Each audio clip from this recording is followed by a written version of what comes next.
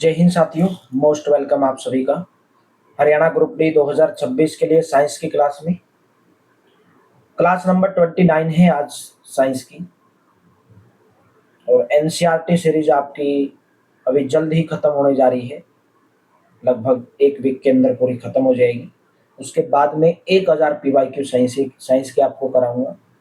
वो भी आपकी लगभग मेरे दोस्तों 1000 पीवाईक्यू की अगर मैं बात करूं, वो आपके जल्दी ही खत्म हो जाएंगे।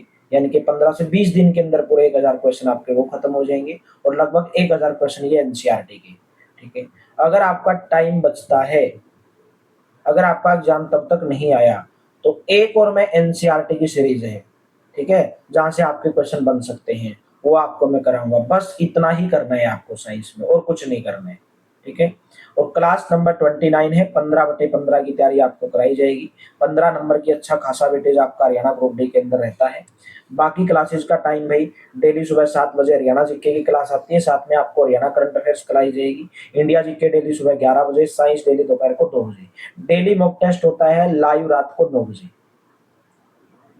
इसको भी आप ज्वाइन करें, लाइव मॉक टेस्ट होता है। डिस्क्रिप्शन में व्हाट्सएप का, टेलीग्राम का, इंस्टाग्राम का लिंक दिया गया है, सभी को आप प्लेटफॉर्म को ज्वाइन कर लीजिए। और हरियाणा ग्रुप डी के लिए ऑल सब्जेक्ट पीडीएफ इस नंबर के ऊपर व्हाट्सएप करके 230 रुपीज में आप प्राप्त कर सकते हैं। तो चलिए सेशन की शुरुआत करेंगे। दो परमाणु में उपस्थित द्रव्यमान संख्या समान, किंतु उनमें उपस्थित परमाणु संख्या भिन्न, तो निम्न में से हम उसको क्या बोलेंगे? क्योंकि बोल रहा है कि दो एटम है जिसके अंदर सेम मास नंबर है भाई, जैसे एटम 1 है और एटम 2 है। ठीक है। जिसका जो मास नंबर है वो सेम है, लेकिन जो एटॉमिक नंबर है वो डिफरेंट है।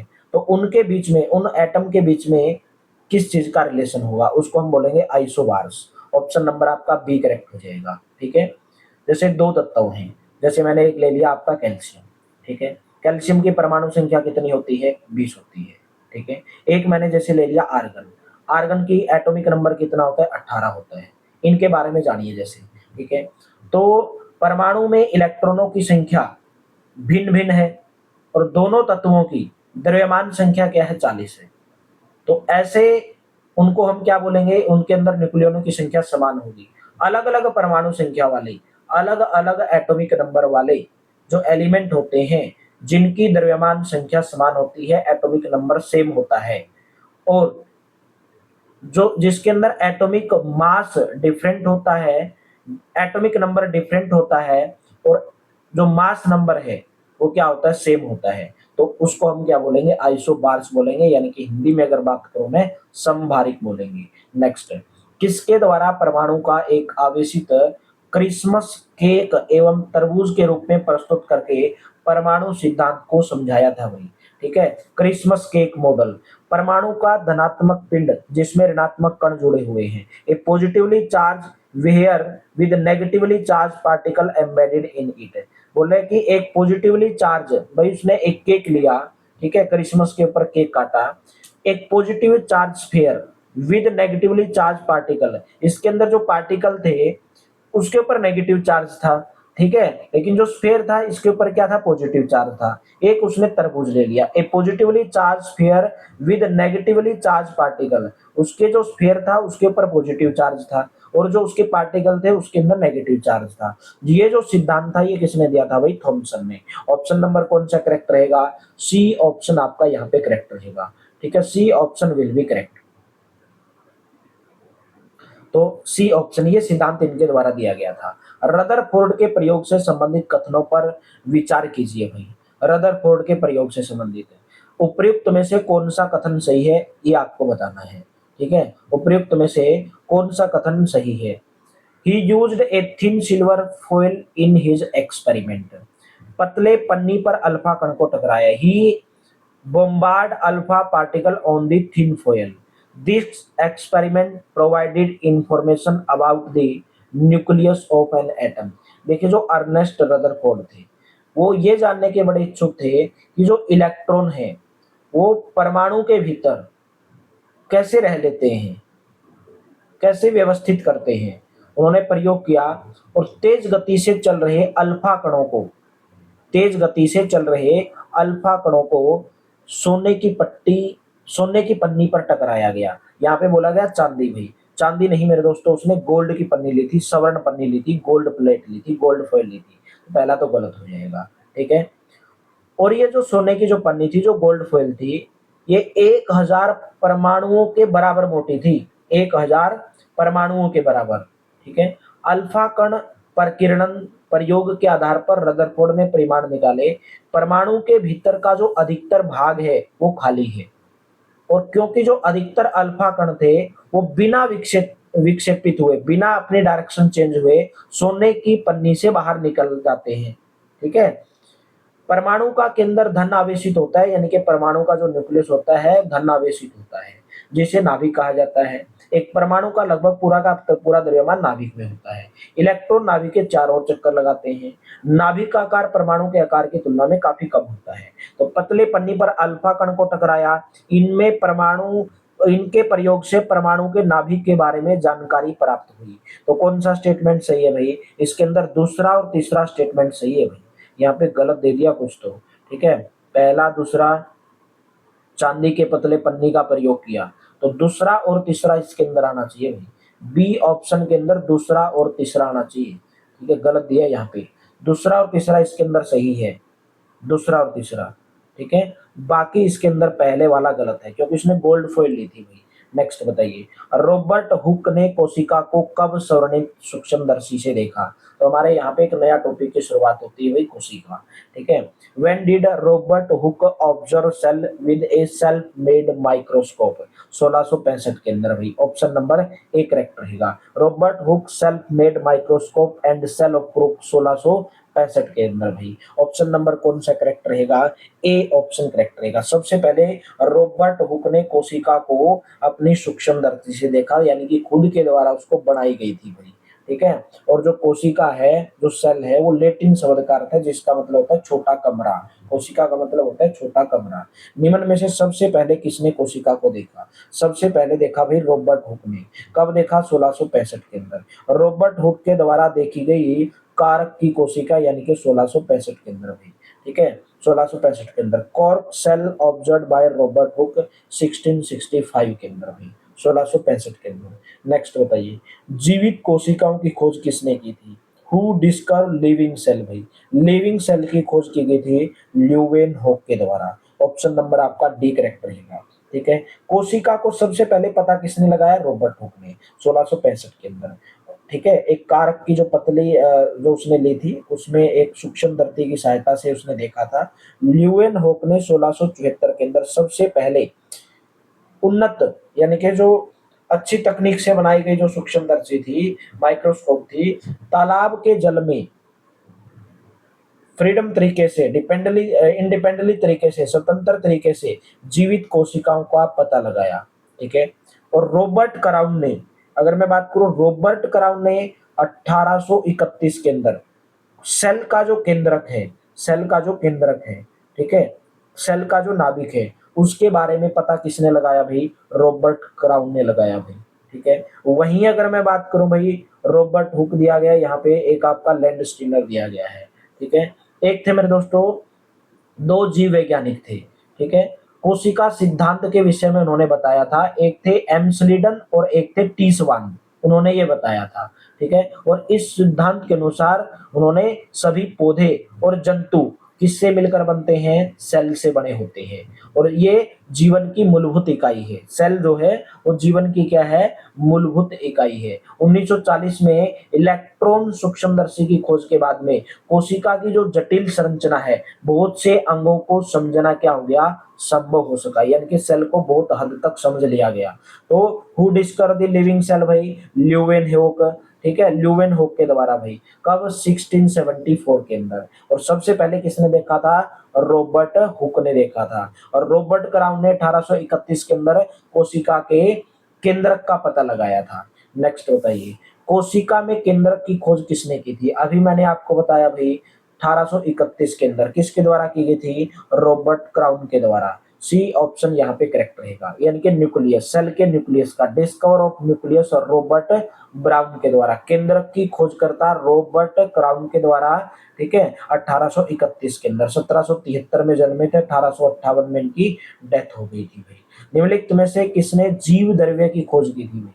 पूछा गया हु डिस्कवर जो है प्रोटोप्लाज्म, प्रोटोप्लाज्म की खोज की गई थी जे.ई. प्रोंकज के द्वारा, इसके द्वारा जे.ई. प्रोंकज के द्वारा। ऑप्शन नंबर ए करेक्ट रहेगा, A option will be correct.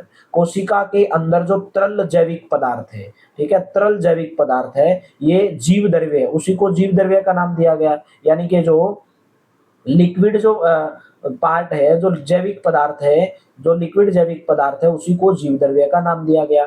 ठीक है, दो वैज्ञानिक थे मेरे दोस्तों, एम स्लीडन और टी स्वान, कोशिका के सिद्धांत दिया था उन्होंने। ठीक है, नेक्स्ट बताइए, कोशिका सिद्धांत निम्नलिखित में से किस वैज्ञानिक ने दिया था? अभी नाम भी आ गया यहाँ पे, एम स्लीडन और टी स्वान ने दिया था, ऑप्शन नंबर सी। सबसे पहले फिर बता रहा हूं आपको, जैसे ये कोशिका है, ठीक है, यहाँ पे सेल आपको नजर आ रही है, तो ऊपर वाले पार्ट जो होता है उसको सेल वॉल बोलते हैं, कोशिका भित्ति बोलते हैं। ठीक है, कोशिका भित्ति। और जो ये आपको नजर आ रही है रेड रेड जो लगा है, इसको सेल मेम्ब्रेन बोलते हैं, कोशिका झिल्ली बोलते हैं। उसके बाद में जो कोशिका के मध्यम प्रेजेंट होता है उसको न्यूक्लियस बोलते हैं, केंद्रक बोलते हैं। ठीक है, और न्यूक्लियस के अंदर भी प्रेजेंट होता है उसको न्यूक्लियोस बोलते हैं, यानी कि नाभिकिका बोलते हैं। ठीक है, क्लोरोप्लास्ट भी होता है कोशिका के अंदर भाई, माइटोकॉन्ड्रिया भाई, ठीक है, और साइटोप्लाज्म होता है, और वैक्यूल होता है, यानी कि रिक्तिका होती है। ये सब कोशिका के अंदर होते हैं, आपसे एग्जाम में पूछा जा सकता है। तो कोशिका सिद्धांत, the cell theory was given by which of the following scientist, उन साइंटिस्ट का नाम था एम स्लेडन और टी स्वान भाई। ऑप्शन नंबर कौन सा करेक्ट हो जाएगा? सी ऑप्शन करेक्ट हो जाएगा। एम स्लीडन ने 1838 में मेरे दोस्तों, और टी सवान ने 1839 के अंदर भाई। ठीक है, जो पौधे थे, प्लांट थे, जंतु थे, उन्होंने बताया कि जो पौधे, प्लांट, जितने भी जंतु हैं, जितने भी पौधे हैं, वो कोशिकाओं से बने हैं। और कोशिका जो है वो जीवन की क्या है? मूलभूत इकाई है। जीवन की मूलभूत इकाई क्या है मेरे दोस्तों? कोशिका है। और उन्होंने बताया कि जो केशिकाएं हैं, ठीक है, जो केशिकाएं हैं वो कोशिकाओं से बनती हैं। और 1940 में इलेक्ट्रॉन सूक्ष्मदर्शी की खोज हुई, उसके बाद में कोशिकाओं को अच्छे तरह से समझना जो है बिल्कुल इजी हो गया। निम्नलिखित में से सही कथन को पहचान कीजिए और आंसर दीजिए। पहला बोल रहे हैं, स्लीडन एवं स्वान ने 1838-39 में कोशिका सिद्धांत के बारे में बताया। ठीक है, Schleiden and Schwann describe the cell theory in 1838 और 39। कोशिका सिद्धांत के अनुसार सभी पौधे और जंतु कोशिकाओं से बने हैं। According to the cell theory all plants and animals are made up of cells. कोशिका जीवन की मूलभूत इकाई है। The cell is the basic unit of life. तो ऑप्शन नंबर आपका डी करेक्ट हो जाएगा, D option will be correct. जैसे आप यहाँ पे कोशिका देख रहे हो, ये कोशिका झिल्ली है। ठीक है, ये मेरे दोस्तों साइटोप्लाज्म इसके अंदर होता है, ये नाभिक होता है, इसका न्यूक्लियस होता है, और ये माइटोकॉन्ड्रिया भी कोशिका के अंदर प्रेजेंट होता है। ठीक है, पावर हाउस कहा जाता है किसको भाई? कोशिका का पावर हाउस किसको कहा जाता है? माइटोकॉन्ड्रिया को कहा जाता है। किसने कहा कि केशिकाएं पूर्ववर्ती कोशिकाओं से बनती हैं? Who said the cells are formed from pre existing cell भाई। ठीक है, केशिकाएं पूर्ववर्ती कोशिकाओं से बनती है, ये किसने कहा था? ये मेरे दोस्तों विर्चो ने कहा था। कब कही थी ये बात? 1855 के अंदर। 1855 में विर्चो ने कोशिका सिद्धांत को और आगे बढ़ाया, यानी कि कोशिका का जो सेल जो प्रिंसिपल था उसको और आगे बढ़ाया। और उसने बताया कि जितनी भी सभी कोशिकाएं हैं वो पहले से प्रेजेंट होती हैं, और उन्हीं से कोशिकाओं से वो बनती हैं। ठीक है, उन्हीं कोशिकाओं से बनती है, डी ऑप्शन करेक्ट रहेगा। इनमें से कौन एक कोशिकीय जीव है भाई? अमीबा, और नेक्स्ट है क्लेमिडोमानस, नेक्स्ट है पैरामीशियम बैक्टीरिया, या उपयुक्त सभी। तो राइट ऑप्शन कौन सा रहेगा? ऑप्शन नंबर डी भाई। ठीक है, D option will be correct, all of the above. जैसे आप देख रहे होगे, ये अमीबा है, ये मेरे दोस्तों क्या आपको नजर आ रहा भाई? क्लेमिडोमानस है, ये आपका भाई पैरामीशियम और बैक्टीरिया। ठीक है, तो ये सभी के सभी क्या है? एक कोशिकीय जीव होते हैं, एक कोशिकीय। ठीक है, एक कोशिकीय, जिसके अंदर ये पता चला एक आवर्धक लेंस की खोज की गई। ठीक है, सूक्ष्मदर्शी का आविष्कार किया गया, उसे ये पता चला कि एकमात्र कोशिका खुद में एक संपूर्ण जीव, पूरा जीव, जैसे अमीबा, क्लैमोडिशियम, पैरामीशियम, बैक्टीरिया हो सकती है, यानी कि एक कोशिकीय भी हो सकता है। जीव एक कोशिकीय भी हो सकते हैं और बहुकोशिकीय भी हो सकते हैं। ठीक है, बहुकोशिकीय भी हो सकते हैं और एक कोशिकीय भी होते हैं। जैसे बहुकोशिकीय की अगर मैं बात करूं, कवक हो गए, जिसको आप फंगी बोलते हैं। ठीक है, और मेरे दोस्तों पादप हो गए, पेड़ पौधे हो गए, जंतु हो गए। ठीक है, ये सब बहुकोशिकीय के अंदर आते हैं। तो राइट ऑप्शन कौन सा रहेगा? डी ऑप्शन करेक्ट रहेगा। ये डायरेक्ट क्वेश्चन पूछा जाता है, बताइए कि अमीबा एक कोशिकीय के बहुकोशिकीय है, इनमें से कौन सा बहुकोशिकीय जीव है? बहुकोशिकीय जीव भाई अभी मैंने आपको बताया, फंगी हो गया, ठीक है, आपका भी प्लांट हो गए, एनिमल हो गए, बहुकोशिकीय जीव होते हैं। Fungi, plant, animal, all of the above. ठीक है, तो ऑप्शन नंबर कौन सा करेक्ट रहेगा? डी ऑप्शन करेक्ट रहेगा। नेक्स्ट बताइए, कुछ कोशिका अपना आकार बदलती रहती हैं, which cell can continuously change its shape? कौन सी कोशिका है जो अपना आकार बदलती रहती हैं? वो है मेरे दोस्तों अमीबा भाई। ठीक है, अमीबा जो एक एक कोशिकीय जो ज्यादातर है वो अपना आकार बदलते रहते हैं, लेकिन जो अमीबा है वो अपना आकार बदलती रहती है। ठीक है, तो राइट ऑप्शन कौन सा रहेगा? ए ऑप्शन करेक्ट रहेगा। नेक्स्ट बताइए, कोशिका में नए पदार्थ का निर्माण, अपशिष्ट पदार्थों का निष्कासन का कार्य कौन करता है? Which part of the cell is responsible for the formation of new substances and the elimination of waste product? वो करता है मेरे दोस्तों कोशिकांग, यानी कि cell organelles. D option correct रहेगा। ठीक है, देखिए, प्रत्येक जो जीवित कोशिका होती है, जो लिविंग सेल्स होती है, उनका अपना एक कार्य करने की क्षमता होती है, और ये सभी लिविंग बींग्स की एक प्रॉपर्टीज होती है, गुण होती है। ठीक है, एक जीवित कोशिका कार्य कैसे करती है? बहुकोशिकीय जो जीव हैं, ठीक है, वो क्या करते हैं भाई? मेहनत करते हैं, जैसे मनुष्य हैं, बहुकोशिकीय जीव हैं, बहुकोशिकीय के अंदर आते हैं और क्या करते हैं? परिश्रम करते हैं। ठीक है, और परिश्रम करते टाइम उनके शरीर के बहुत सारे अंग कार्य करते हैं। ठीक है, जैसे आपका हृदय है, रक्त को क्या करता है? पंप करता है। ठीक है, आपका जो आमाशय है वो भोजन का पाचन करता है। ठीक है, इसी प्रकार जो एक कोशिकीय जो सेल होती है वो उसके अंदर भी अपना श्रम का विभाजन होता है, यानी कि हर कोशिका अपना काम करती है भाई। ठीक है, हर कोशिका अपना काम करती है, और कोशिकांग किसको बोलते हैं? उन्हीं को हम बोलते हैं। ठीक है, यानी कि प्रत्येक कोशिका के अंदर, प्रत्येक सेल के अंदर कुछ विशिष्ट, कुछ अलग घटक होते हैं, उनको हम कोशिकांग बोलते हैं। और प्रत्येक जो कोशिकांग है, सेल ऑर्गेनल्स है, वो अपना एक विशिष्ट कार्य करता है। जैसे कोशिकाओं के अंदर नए पदार्थ का निर्माण और अपशिष्ट पदार्थों का निष्कासन करना, वो कौन करता है? सेल ऑर्गेनल्स करता है। नेक्स्ट बताइए, नेक्स्ट है, कोशिका के अंदर होने वाले समस्त क्रियाकलाप, पर्यावरण से पारस्परिक क्रियाएं किस गुण के तथा उसकी बाह्य कारण संभव है? ठीक है, यहाँ पे पूछा गया कोशिका के अंदर होने वाले समस्त क्रियाकलाप तथा उसकी बाह्य पर्यावरण से पारस्परिक क्रियाएं किस गुण के कारण संभव है?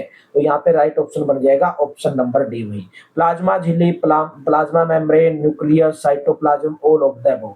यानी कि क्वेश्चन में पूछ रहा है which property and its external causes make all the activity inside the cell and their interaction with the environmental possible? तो राइट ऑप्शन हो जाएगा डी ऑप्शन करेक्ट हो जाएगा। ठीक है, D option will be correct. Next बताइए, इनमें से कौन कोशिका के घटकों को बाहरी पर्यावरण से अलग करती है? Which of the following separates the components of the cell from the external environment? तो वो करती है प्लाज्मा मेम्ब्रेन भाई, प्लाज्मा झिल्ली करती है। ऑप्शन नंबर ए करेक्ट रहेगा। प्लाज्मा जो झिल्ली होती है वो किसी भी सेल की सबसे बाहरी परत होती है, प्लाज्मा झिल्ली, जैसे आप यहाँ पे देख रहे होंगे। यानी कि जो आपकी सेल है, जो कोशिका, वो किससे घिरी होती है भाई? वो प्लाज्मा झिल्ली से घिरी होती है। ठीक है, और जो प्लाज्मा झिल्ली है कुछ पदार्थों को अंदर और बाहर आने जाने देती है, कुछ पदार्थों को अंदर जाने देती है और कुछ को बाहर आने जाने देती है, मतलब पदार्थों को। ठीक है, और अन्य पदार्थ की जो गति को भी रोकती है। कोशिका झिल्ली को इसलिए किस झिल्ली के नाम से भी जानते हैं? पारगम्य झिल्ली भी कहा जाता है। तो वो कोशिका के घटकों को बाहरी पर्यावरण से कौन अलग करती है? प्लाज्मा मेम्ब्रेन करती है भी। Next, some substance like carbon dioxide or oxygen can move in and out across the cell membrane by which process? ये बोला कि कुछ पदार्थ जैसे कार्बन डाइऑक्साइड है और ऑक्सीजन है, कोशिका झिल्ली के आर पार किस प्रक्रिया के द्वारा आ जा सकते हैं? वो है मेरे दोस्तों डिफ्यूजन, यानी कि भाई विसरण प्रक्रिया के द्वारा भी। जैसे कार्बन डाइऑक्साइड है, ऑक्सीजन है, कोशिका झिल्ली के आर पार विसरण प्रक्रिया, डिफ्यूजन के द्वारा आ जा सकते हैं मेरे दोस्तों। ठीक है, सी ऑप्शन आपका यहाँ पे करेक्ट रहेगा। जल के अणुओं की गति जब वर्णात्मक पारगम्य झिल्ली द्वारा हो तो उसे क्या कहा जाता है? The movement of water molecules when it occurs through a selectively permeable membrane is called। तो हम उसको क्या बोलेंगे, प्रासरण बोलेंगे, उसको हम ऑस्मोसिस बोलेंगे।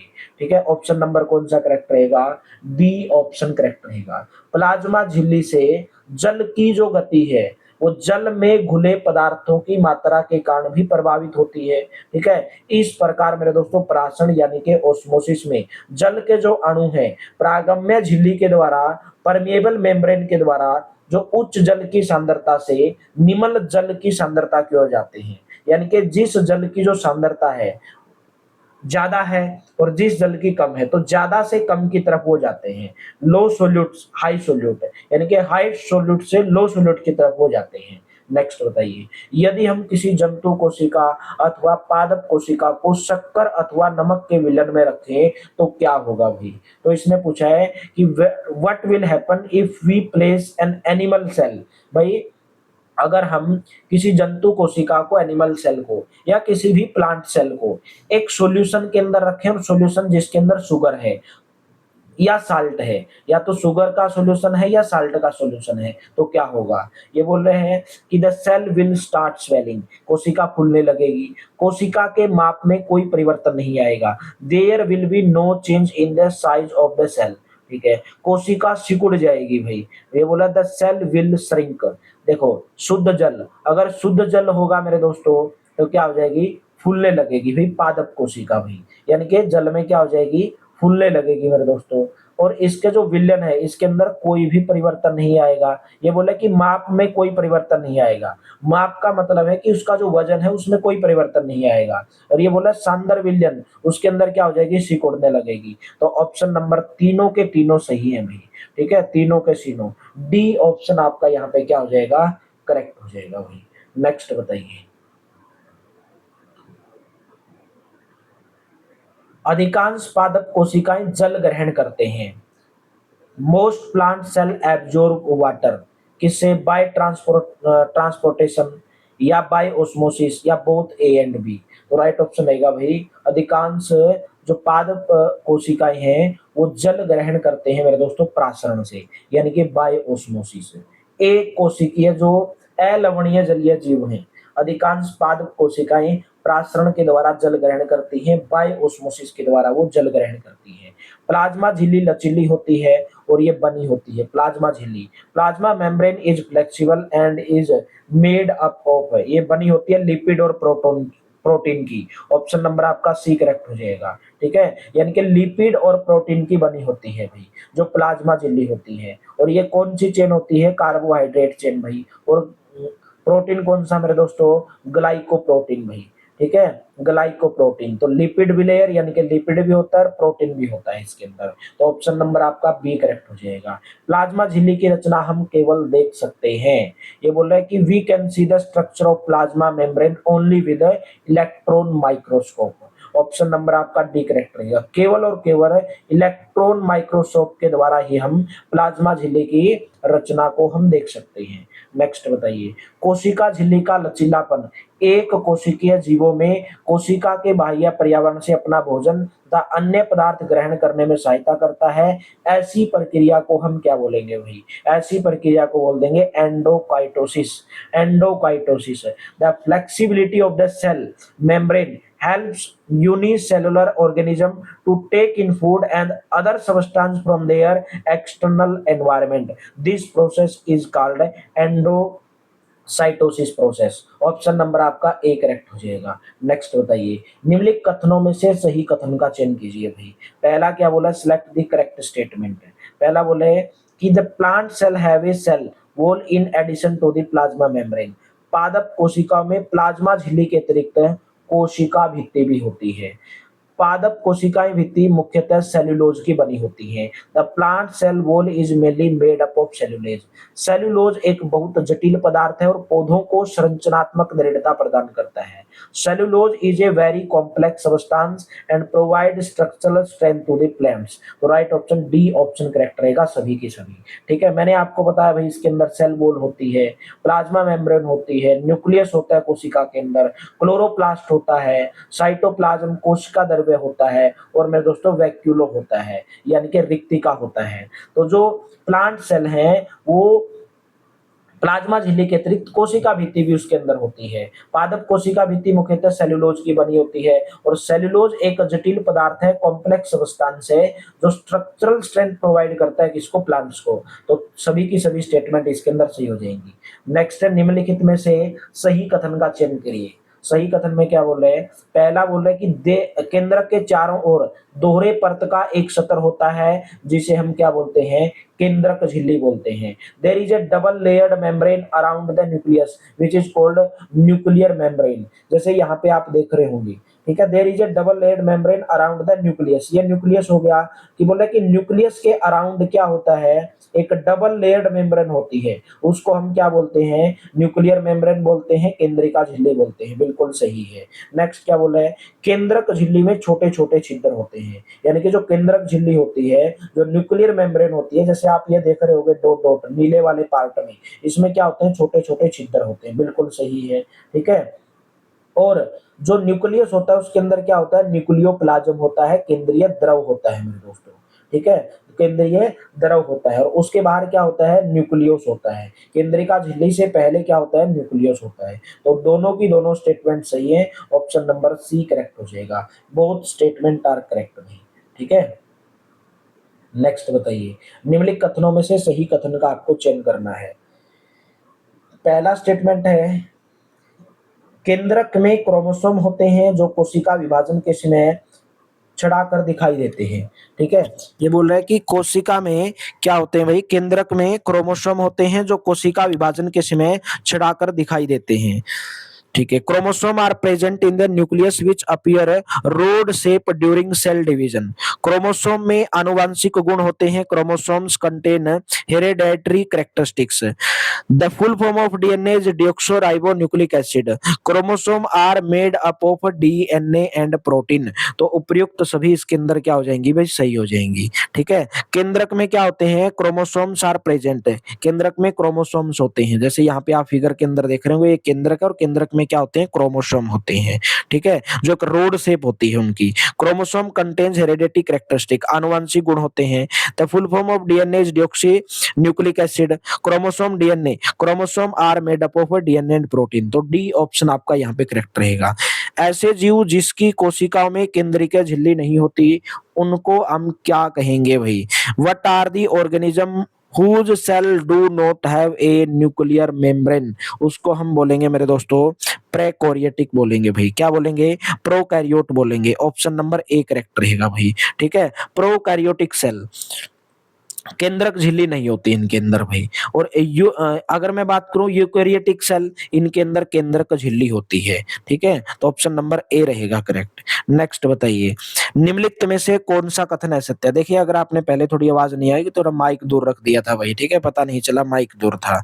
निम्नलिखित में से कौन सा कथन क्या है, गलत है, असत्य है। Which of the following statement is incorrect. Incorrect statement आपको बतानी है कौन सी है। तो ऑप्शन नंबर कौन सा करेक्ट रहेगा, सी ऑप्शन, ठीक है। Photosynthetic bacteria have chlorophyll in membrane bound vesicles, यानी कि थाइलोकाइड लाइक स्ट्रक्चर। प्रकाश संश्लेषी बैक्टीरिया में क्लोरोफिल झिल्लीदार पुटिका थैले की तरह की संरचना के साथ होता है। जैसे आप देख रहे होंगे फोटोसिंथेटिक बैक्टीरिया है, ठीक है, इसके अंदर क्लोरोफिल इन मेम्ब्रेन बाउंड वेसिकल्स, यानी कि एक थैले की तरह की संरचना आप देख रहे होंगे यहाँ पे। यूकेरियोटिक कोशिका में क्लोरोफिल क्या होता है, प्लास्टिड होता है। जो यूकेरियोटिक सेल है उसके अंदर क्लोरोफिल फाउंड होता है प्लास्टिड्स के अंदर, यानी कि क्लोरोप्लास्टिड्स। तो राइट ऑप्शन जी ऑप्शन करेक्ट रहेगा। दोनों की दोनों इसके अंदर स्टेटमेंट सही है। सही कथन का आपको चयन करना है। पहला क्या बोला है, प्लाज्मा झिल्ली के अंदर कोशिका द्रव्य एक तरल पदार्थ है। The cytoplasm inside the plasma membrane is fluid, ठीक है, सही, पहली स्टेटमेंट सही है। ये बोले कि प्लाज्मा झिल्ली के अंदर कोशिका द्रव्य एक तरल पदार्थ है भाई, ठीक है, ये प्लाज्मा झिल्ली है और इसके अंदर जो तरल पदार्थ है वो कोशिका द्रव्य है और वो तरल पदार्थ है। कोशिका द्रव्य तथा केंद्रक दोनों को मिलाकर जीव द्रव्य कहते हैं। साइटोप्लाज्म और न्यूक्लियस को मिलाकर के हम क्या बोलते हैं, प्रोटोप्लाज्म बोलते हैं भाई, ठीक है, प्रोटोप्लाज्म बोलते हैं। तो पूछा गया कि कौन सी स्टेटमेंट इसके अंदर सही है। दोनों की दोनों स्टेटमेंट इसके अंदर सही है। ऑप्शन नंबर आपका सी करेक्ट हो जाएगा। नेक्स्ट बताइए, इनमें से कौन सा कोशिका अंगक है। कोशिका अंगक पूछा गया, which of the following is a cell organelle. Endoplasmic reticulum, यानी कि अंतर्जर्वी जालिका, गोल्जी अपैरेटस उपकरण, या माइटोकॉन्ड्रिया, लाइसोसोम, प्लास्टिड रसदानी यानी कि वैक्यूल जिसको बोलते हैं, या ऑल ऑफ द अबोव भाई। इसका आंसर आपको कमेंट बॉक्स के अंदर होमवर्क के रूप में देना है। क्लास अगर अच्छी लगी हो तो सेशन को लाइक कर देना, शेयर कर देना अपने दोस्तों के साथ में ज्यादा से ज्यादा, और बाकी सभी क्लासेज को भी टाइम से ज्वाइन करते रहो। डेली सुबह 7 बजे हरियाणा जीके, डेली सुबह 11 बजे इंडिया जीके, साइंस डेली दोपहर को 2 बजे, डेली मॉक टेस्ट रात को 9 बजे चलता है। इस नंबर के ऊपर व्हाट्सएप करके हरियाणा ग्रुप डी के लिए ऑल सब्जेक्ट की पीडीएफ आप प्राप्त कर सकते हैं। तो कैसी लगी आपको सीरीज? और मॉक टेस्ट डेली रात को लाइव चलता है भाई, ठीक है। इसको ज्वाइन करना ना भूलें बिल्कुल भी, कंटिन्यू इसको ज्वाइन करें और अपनी तैयारी को बूस्ट करें, क्योंकि आपको इसके अंदर सभी सब्जेक्ट कवर हो जाते हैं और आपको आपकी तैयारी का भी पता चलता है कि आपकी तैयारी कहाँ तक है, ठीक है। तो मिलते हैं नेक्स्ट क्लास में, क्लास नंबर 30 के अंदर। Thank you, have a nice day. हंसते रहिए, मुस्कुराते रहिए, हंस हंस के पढ़िए, मुस्कुरा के पढ़िए, लेकिन जुनून जगाइए। जुनून होना चाहिए आपके अंदर भाई, ठीक है, जोश होना चाहिए आपके अंदर। Thank you, have a nice day.